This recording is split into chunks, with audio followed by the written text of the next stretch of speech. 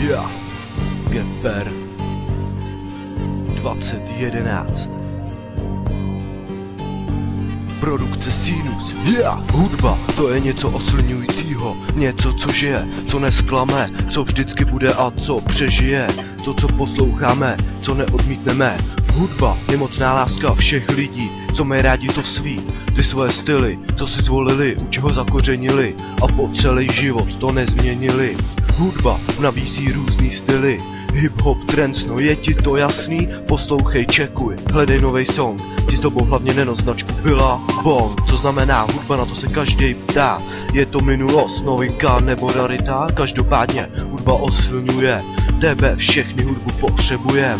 DJ mixuje, MC rapuje, nebaví tě to poslouchat, tak ti do prdele. Když nemáš svůj styl, tak potom nemáš nic. I když posloucháš rechovku, lepší než nic. Hudba je moje, hudba je tvoje. Posloucháme si to, co je dobrý, co chceme. Kupujeme mikrofony a mixážní pult. To děláš i ty, děláš to furt.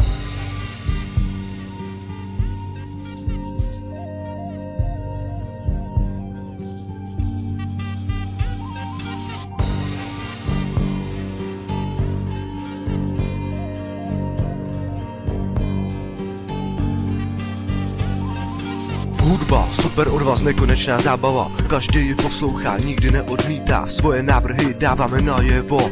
Tančíme, skákáme a pijeme alkohol. Hudba, 100% melodie. Kdo to nezná, tak už to nikdy nezažije. Každý si zvolil cestu svou.